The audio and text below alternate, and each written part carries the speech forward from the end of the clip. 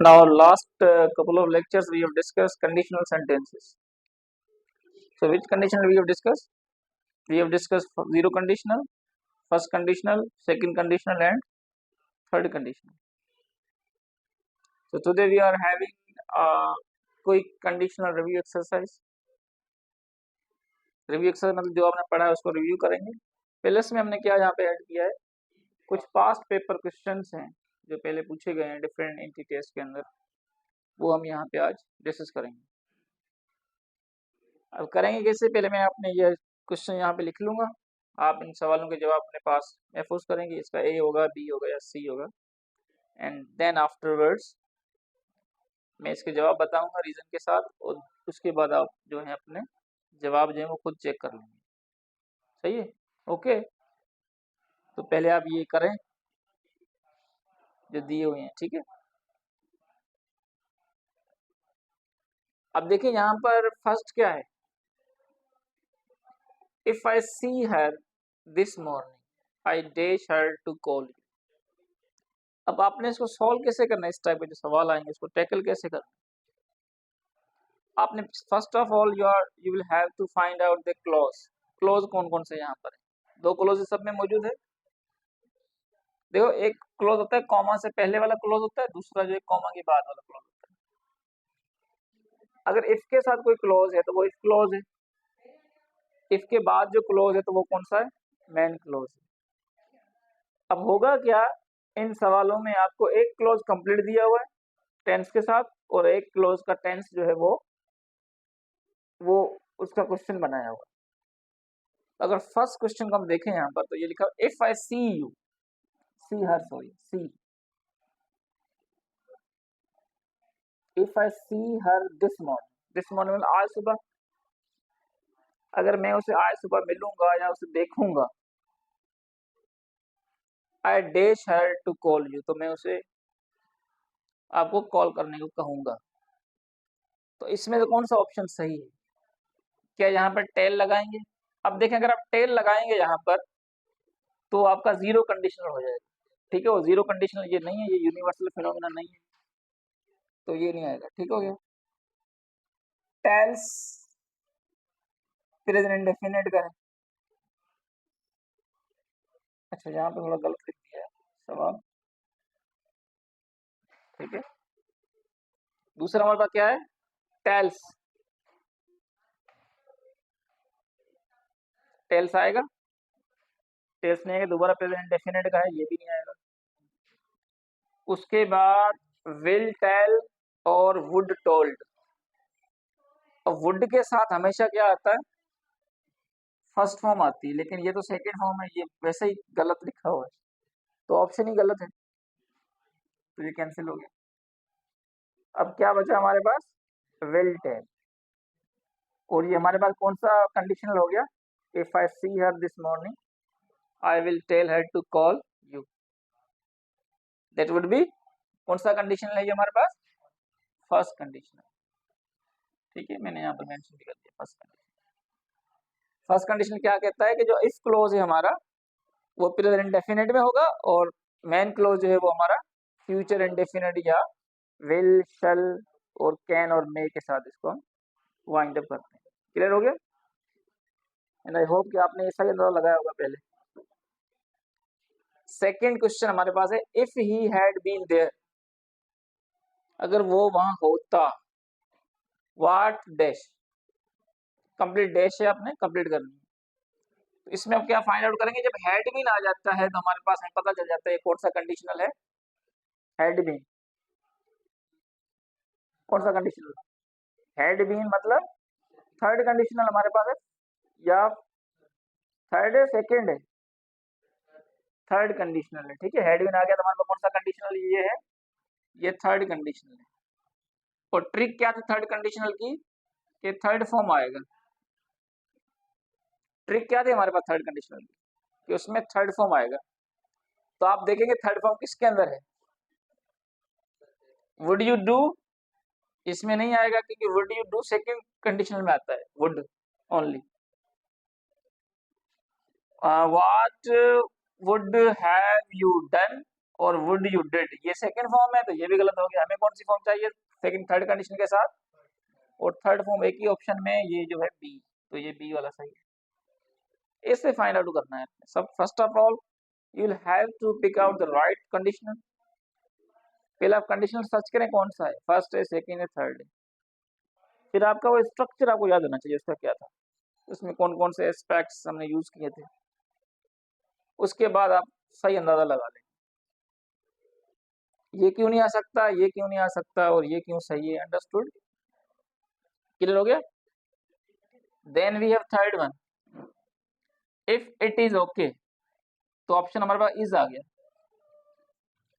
अब इज क्या शो कर रहा है हमारे यहाँ पर कि इज जो है वो प्रेजेंट है, इज क्या हमारे पास प्रेजेंट है। ओ तो यहाँ पे क्या आएगा, इसके साथ कौन सा टेंस यूज करेंगे आगे हम करने उसमें मेन क्लॉज के अंदर, बताया था ना आपको कौन सा टेंस यूज करेंगे इसके साथ। इज आ गया, तो यहाँ पे क्या यूज करेंगे आप, इफ इट्स सनी। एक सेंटेंस लास्ट लेक्चर में डिस्कस किया, इफ इट इज सनी। तो जब इज आता है मतलब ये प्रेजेंट है, ठीक है। तो आगे क्या आएगा, फ्यूचर आएगा, क्योंकि ये जो हमारे पास फर्स्ट कंडीशनल का है। जब इज आएगा, इट इज मैंने बोला था या इज बोला था, वो कौन सा कंडीशनल था, वो फर्स्ट कंडीशनल है, जिसमें प्रेजेंट इंडेफिनिट और फ्यूचर इंडेफिनिट आते हैं, या प्रेजेंट टू बी और फ्यूचर इंडेफिनिट आते हैं उसमें, या टू बी भी हो सकता है। So if it is okay by you, अगर आप उसे ओके करते हैं, आई डैश अर्ली टुडे, तो मैं आज जल्दी रवाना हो जाऊंगा, ठीक है। तो फर्स्ट कंडीशनल है। इज आएगा तो आगे क्या आएगा, या कैन आएगा, या विल आएगा, या मे आएगा। अब देखें किस किस में है, ये नहीं हो सकता क्योंकि हमारे पास ये इसके साथ अगर प्रेजेंट आगे लगाएंगे आप तो जीरो कंडीशनल हो जाएगा। तो ये कौन सा कंडीशन हमारे पास है, फर्स्ट कंडीशन। देखिए आप कंडीशनल पहचानेंगे आप इजीली कर सकते हैं इसको। तो इफ इट इज ओके, इज आ गया मतलब आगे में क्या चाहिए, विल आएगा, तो ये हमारे पास सही हो गया, विल लीव अर्ली टुडे। और वुड हैव लेफ्ट नहीं आएगा क्योंकि ये तब आएगा जब हमारे पास थर्ड कंडीशनल होगा, लेकिन ये तो कौन सा कंडीशनल है, फर्स्ट कंडीशनल है, इसलिए ये नहीं आएगा। क्लियर हो गया सबको। Now the fourth one, if he dash. अब देखें कि पहले हमें 3 सवाल दिए इन्होंने, तो उसमें हमने मेन क्लॉज में उन्होंने फिल इन द ब्लैंक्स छोड़ा हुआ था या चूज द करेक्ट आंसर था। अब इसमें क्या किया कि सम टाइम इफ के अंदर भी आ सकता है हमारा क्वेश्चन। अब देखो जो डिपेंडेंट क्लॉज है हमारा या इफ क्लॉज है, उसमें एक सवाल पूछा गया है, if you dash what shell I do. अगर वो आएगा तो मैं क्या करूंगा, अगर वो आएगा तो मैं क्या करूंगा, कौन सा कंडीशनल है। आपको शल से पता चल गया कि ये कौन सा कंडीशनल है, फर्स्ट है। तो फर्स्ट में क्या लिखते हैं हम, ही है, तो इनडेफिनेट यूज करेंगे। अब देखिए हमारे पास ये पास्ट है, ये नहीं हो सकता, ये फ्यूचर है क्योंकि विल जो है हम इसके साथ नहीं लगा सकते, ये भी गलत हो गया। अब 2 बच गए हमारे पास, कम और कम्स। फिर हमने देखना है कि इसका जो पैटर्न जो है वर्ब का वो सही यूज होगा, यहाँ कम भी इनडेफिनेट है और कम्स भी इनडेफिनेट है। फिर आपने क्या देखना है कि हमारे पास सब्जेक्ट कौन सा यूज किया हुआ है, थर्ड पर्सन सिंगुलर सब्जेक्ट है।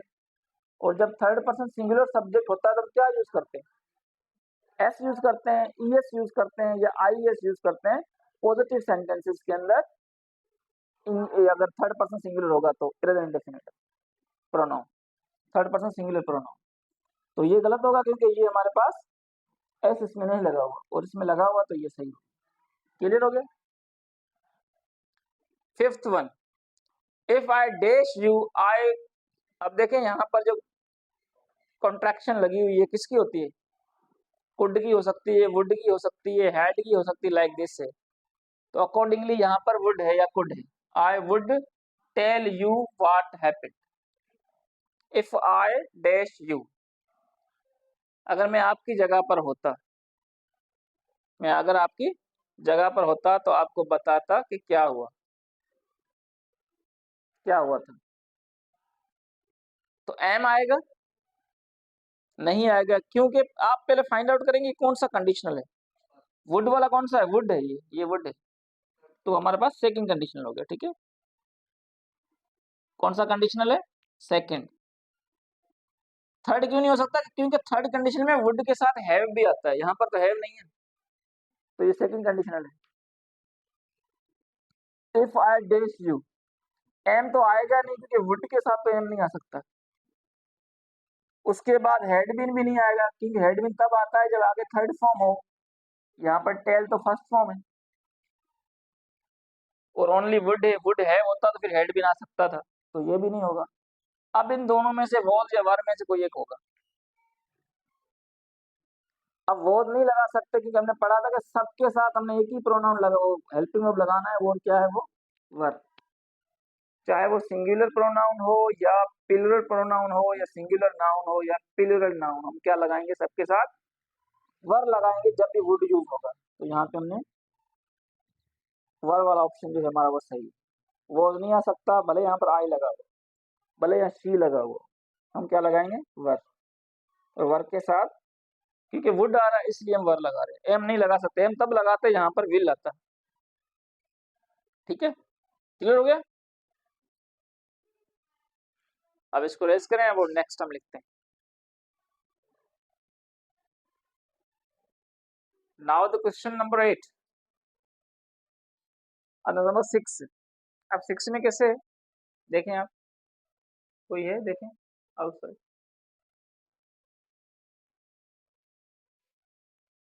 यहाँ पे आप देखें, if you dash a doctor what would you have done. अगर आप डॉक्टर होते तो आपने क्या कर लिया होता।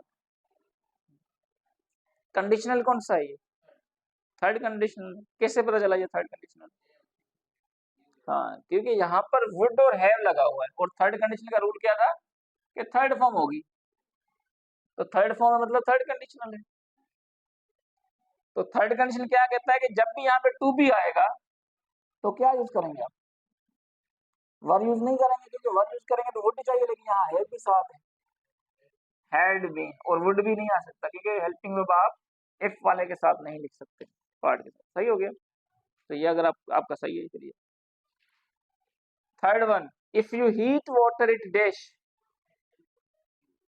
बॉयल, बॉयल्स या विल बॉयल।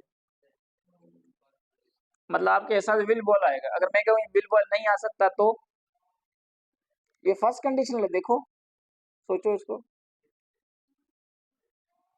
इसमें कोई कंडीशन हो सकती है, ये कोई यूनिवर्सल फिनोमेना तो नहीं है, हाँ? बेटा ये जनरल ट्रुथ है ना, ये क्या है, जनरल ट्रुथ है, जीटी है ये, क्योंकि इसमें तो वो कंडीशन है ही नहीं, हर कंडीशन में यही होगा। आप पानी में हीट करेंगे क्या होगा, बर्फ बन जाएगा, कभी हो सकता है ऐसे, always result will be same, it means ये जीटी है, मतलब जनरल ट्रुथ है। और जो जनरल ट्रुथ के सेंटर होते हैं वो कौन से कंडीशन में होते हैं, जीरो कंडीशन। और जीरो कंडीशन कैसा क्या करते हैं आप, दोनों साइड पर इंडिपेंडेंट क्लोज और मेन क्लोज दोनों किस में लिखते हैं, प्रेजेंट इंडेफिनिट में लिखते हैं। क्लियर हो गया। इसलिए बॉयल नहीं आ सकता क्योंकि यहाँ पर सिंगुलर नाउन है, और ये यहाँ पर एस नहीं लगा हुआ, ये नहीं आएगा। विल बॉयल इसलिए नहीं आएगा क्योंकि ये फर्स्ट कंडीशनल नहीं है। अब ये जीरो कंडीशनल है, इसलिए क्या आएगा, बॉयल्स, इसमें कंडीशन ना होने के बराबर जीरो कंडीशन। अब एट्थ देखें आप, if he dash study I want, sorry, if he dash study he won't get pass marks. अब एक बात याद रखें, मैंने पास मार्क्स क्यों लिखे हैं, मैं पासिंग मार्क्स भी लिख सकता था यहाँ पर। नहीं, पहले इसको डिस्कस करते हैं, ये वर्ड आ गया वैसे ही, पासिंग या पास। बेटा कभी देखें पासिंग मार्क्स नहीं होता, पासिंग मार्क्स, ये गलत है कहना, पासिंग मार्क्स होता ही नहीं, वर्ड ही नहीं। करेक्ट वर्ड क्या है इसका, pass marks. He got pass marks, ऐसा नहीं कहेंगे he got passing marks, this is wrong, this is correct expression. Pass marks कहा करें, और जब लिखें तब भी आप लिखें पास मार्क्स, पासिंग मार्क्स लिखना गलत है, ठीक है। तो आज के बाद कोशिश करें पासिंग मार्क्स ना लिखें, पास मार्क्स लिखा करें। I have got passing marks गलत है, I have got pass marks ये सही है। क्लियर? ये तो एक्स्ट्रा है ये। अब आते हैं सवाल की तरफ। If he dash study he won't get pass marks. पहले हम इसको देखेंगे कौन सा है ये, आपने जवाब सही कहा है, लेकिन कौन सा टेंस है, यो सॉरी वो कंडीशनल है। कैसे पता चला ये फर्स्ट कंडीशनल है? नहीं, इससे थोड़ी पता चलेगा, ये तो डैश, इससे तो पता नहीं चल सकता। हुँ? अच्छा, इसको ऑप्शन में यूं चेंज कर दूं, डिड नॉट लिख दूं। अब कौन सा कंडीशनल होगा? तो ही के साथ डिड नॉट भी तो लग सकता है ना। तो फिर ठीक है, डोंट नहीं लग सकता, लेकिन ये तो लग सकता है, ये भी लग सकता है, ये भी लग सकता है। फिर कैसे पता चले कौन सा कंडीशन? मैं जो क्लोज कंप्लीट है उसको देखें पहले आप। कौन सा क्लोज कंप्लीट है? ही वॉन्ट गेट पास मार्क्स, ये क्लोज कंप्लीट है। तो अब ये फाइंड आउट करेंगे ये क्लोज किस एस्पेक्ट में लिखा हुआ है, कौन से टेंस में लिखा हुआ है। अब आपको प्रॉब्लम क्या हो रहा होगा, वांट का प्रॉब्लम हो रहा है। ये वांट क्या है? तो समटाइम ऐसे भी हो सकता है वांट आ जाए। वांट बेसिकली कॉन्ट्रैक्शन है किसकी? विल नॉट की। विल नॉट, विल नॉट को शॉर्ट फॉर्म में ऐसे लिखेंगे, वांट ऐसे नहीं लिखेंगे, विल और यूं करके यूं यूं नहीं लिखेंगे, ठीक है, ये गलत है। इसको यूं लिखते हैं, want, oh sorry you want. ये ऐसे लिखें या फिर ऐसे लिखें, ये ऐसे नहीं लिखेंगे। तो अगर ऐसे आ जाए तो ये समझ जाएंगे फर्स्ट कंडीशनल है, वांट है, विल नॉट है। अब ये नहीं आएगा, क्योंकि ये तब आता है जब वहां पर वुड होता है, यहाँ पर तो विल है, तो डिड नहीं आएगा। और डोंट ही के हिसाब से नहीं आएगा। और विल क्यों नहीं आएगा? क्योंकि इसके साथ विल नहीं आ सकता। क्या बच गया? Does not. सही है, तो ये आपका आंसर गलत था। अब आप चेक कर लें अपने आंसर, तो आगे हम सवाल लिखते हैं। अब सेकंड क्वेश्चन कहता है फिल इन द ब्लैंक्स। अब उसमें क्या था कि वो भी एक फिलिंग द ब्लैंक्स टाइप के क्वेश्चन थे, लेकिन उसमें जो ऑप्शन जो थे वो तीनों या चार दिए हुए थे। अब इसमें सिर्फ क्या लिखा हुआ है, वर्ब दिया हुआ है, और हमने क्या करना है कि करेक्ट एस्पेक्ट लगाना है वर्ब का, मतलब कौन सी फॉर्म लगानी है, कौन से टेंस में उस वर्ब को यूज करना है, ठीक है। वो जो है थोड़ा वो आसान था, ये थोड़ा सा मुश्किल होगा उससे, ठीक है। अब इसमें भी वही रूल है कि आप एक क्लोज को देखेंगे तो आपको दूसरे क्लोज का टेंस पता चल जाएगा। जैसे ये फर्स्ट है, अभी आपने कर लिया, मैं ये सॉल्व करता हूँ, उसके बाद अपने जो आंसर है वो चेक कर लें, ठीक है। पहले आप इसको कर लें सॉल्व, अपने पास आंसर इसके रखें, उसके बाद मैं सॉल्यूशन स्टार्ट करता हूँ, देन विल डू अहेड। उसको एक्सप्लेन भी करेंगे ये क्यों गलत है, कैसे किस तरह आएगा, वजह क्या है, reason, all the things will discuss.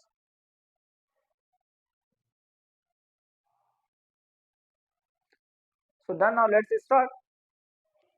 If the wind dash not stop, we won't be able to walk. बिल्कुल सिंपल है ये।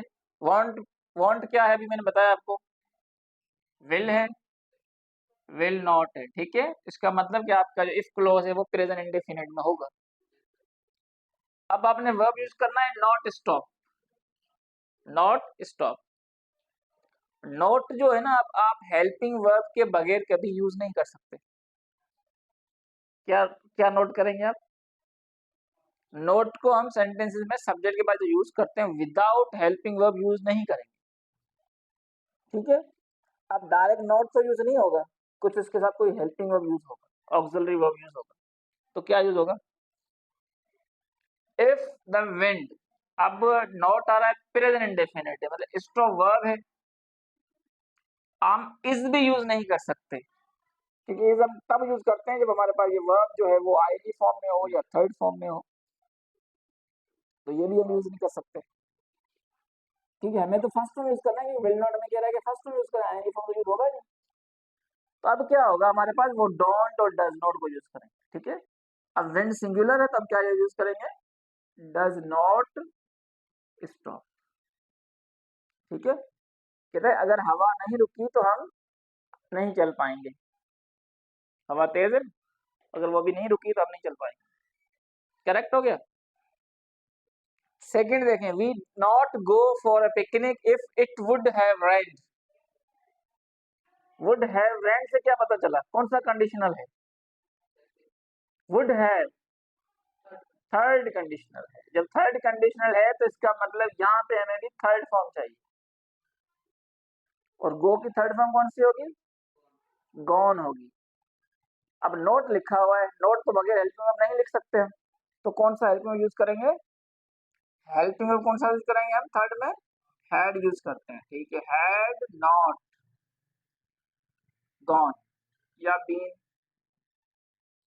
We had not gone for a picnic if it would have rained. अगर बारिश हुई होती तो हम picnic पे नहीं गए होते।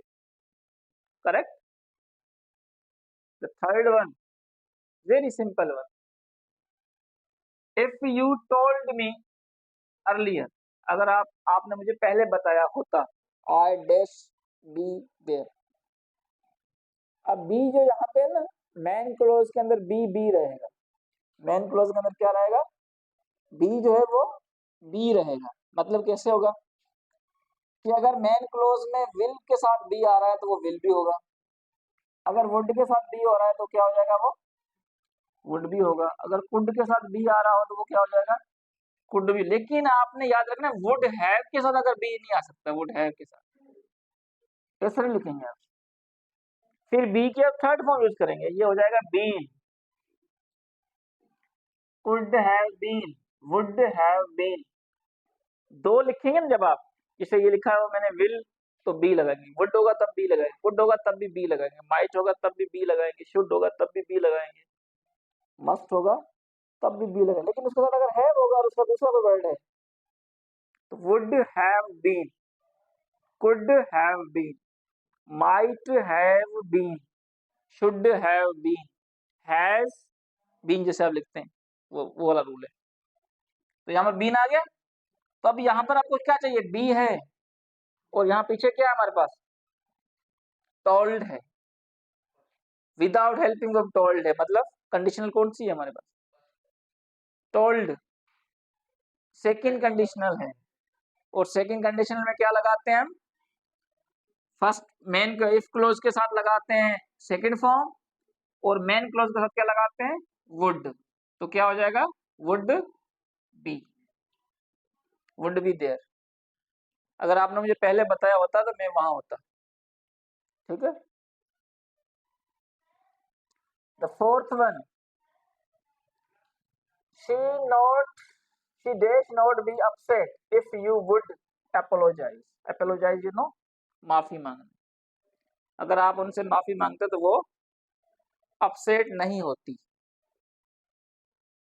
अब अगर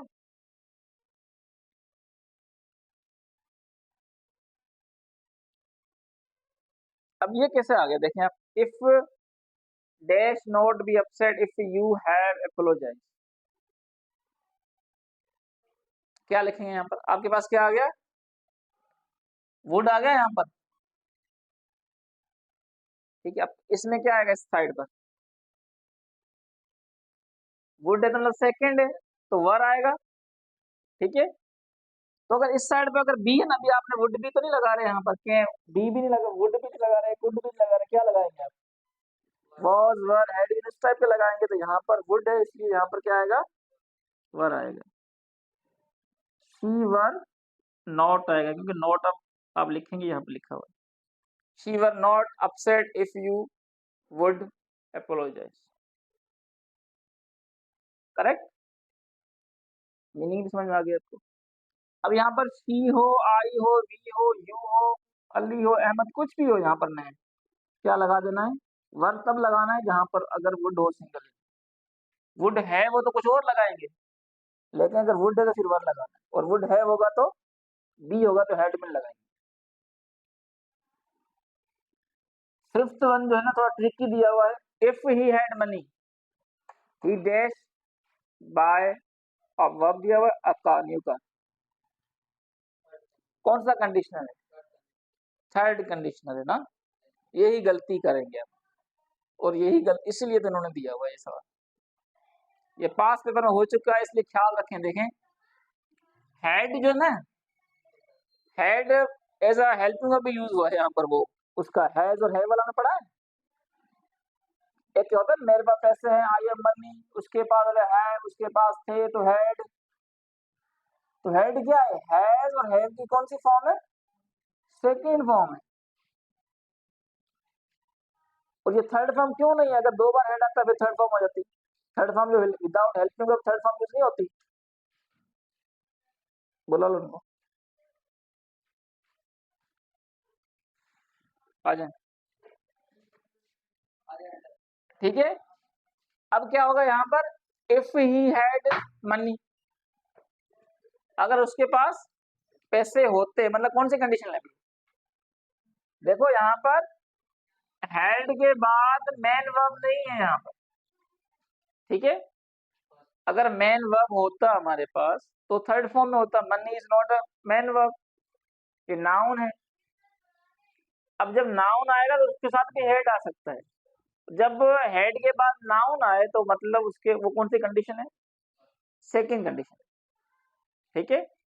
अगर हेज आता तो फर्स्ट कंडीशन होती, if I have money I will buy a new car, ऐसे हो जाएगा। अगर मेरे पास पैसे होंगे तो मैं नई कार खरीदूंगा, तो ऐसे आएगा ना, इफ उसके पास पैसे होंगे तो वो नई कार खरीदेगा, if he has money he will buy a new car.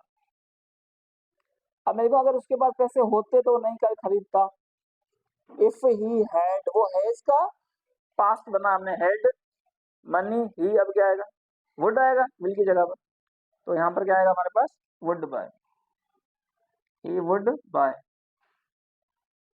अब अगर वुड हैड दो बार आ जाता और मैन वर्ब आ जाता, दो बार आएगा तो वो ऐसे इसमें इसमें नहीं आ सकता, ठीक है। अगर टेंस के तौर पे ये यूज होता, पास परफेक्ट के तौर पे, तो इसके साथ क्या आता है, हेड के साथ थर्ड फॉर्म आती है और वर्ब आता है, ठीक है। अब इसमें वर्ब नहीं लगा, ये क्या है, ये नाउन है।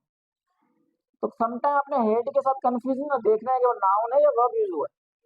अगर उसके साथ नाउन यूज हुआ तो आपका सेकंड कंडीशन होगा, अगर वर्ब यूज हुआ थर्ड फॉर्म में तो फिर कौन सा होगा, फिर थर्ड कंडीशन होगा। ये कंफ्यूज करने के लिए भी ये सवाल आ सकता है, ये बहुत इंपॉर्टेंट सवाल है, इसको आप दो बार टिक कर लें, बहुत इंपॉर्टेंट है, ठीक है। ये आपने गलत किया होगा, मोस्टली आपका जवाब इसका गलत होगा, तो इसमें वुड बाय आएगा, वुड हैव नहीं आएगा, क्योंकि ये नाउन के साथ यूज हुआ है।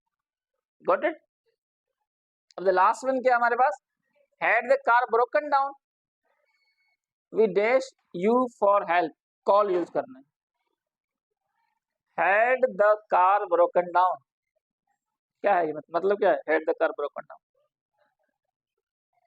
थर्ड मीनिंग क्या है, हेड पहले आ गया, इफ तो है ही नहीं इसमें।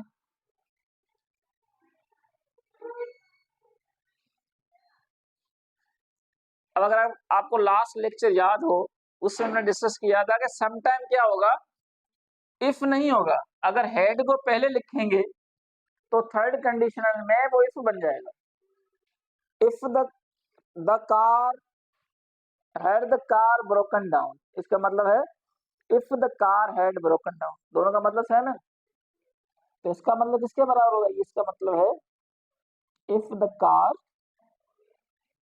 हैड ब्रोकन डाउन, समझते हैं ब्रोकन डाउन मतलब खराब हो जाना, ठीक है। If the car had broken down, ये और ये दोनों बराबर हैं, अगर हेड पहले लिख देंगे ना फिर इफ को खत्म कर देंगे, इसमें लगेगा, तो समटाइम हेड भी बाहर आ सकता है, और जब भी हेड स्टार्टिंग में है वो समझ लेना है कि थर्ड कंडीशन है, क्योंकि सेकंड कंडीशन में तो हेड बाहर आएगा नहीं, क्योंकि हेल्पिंग वो यूज वहां पर नहीं होगा मेन वर्ब के साथ। So had the car broken down तो थर्ड कंडीशनल है, तो क्या आएगा आगे वाला वर्ब मेन क्लोज का, थर्ड कंडीशन में क्या लगाते हैं हम, वुड हैव, वुड हैव, और प्लस में क्या लगाएंगे हम, फॉर्म लगा रहे हैं कॉल की, तो थर्ड फॉर्म आएगी कॉल्ड, यू फॉर हेल्प। अगर हमारी कार खराब हो जाती तो हम आपको कॉल करते हेल्प के लिए। क्लियर हो गया। तो ये हमारे पास जो थे वो कंडीशनल जो सेंटेंसेस का रिव्यू एक्सरसाइज है और पास्ट पेपर को क्वेश्चन से हमने डिस्कस कर लिया। ठीक है, एंड आई होप कि अभी आपको तो क्लियर हो गया होगा कंडीशनल सारे। फर्स्ट कंडीशनल 0, थर्ड और सेकेंड। कोई भी सवाल नहीं है? क्लियर है? ओके, अब इसको लिख लें तो नेक्स्ट क्लास स्टार्ट करते हैं।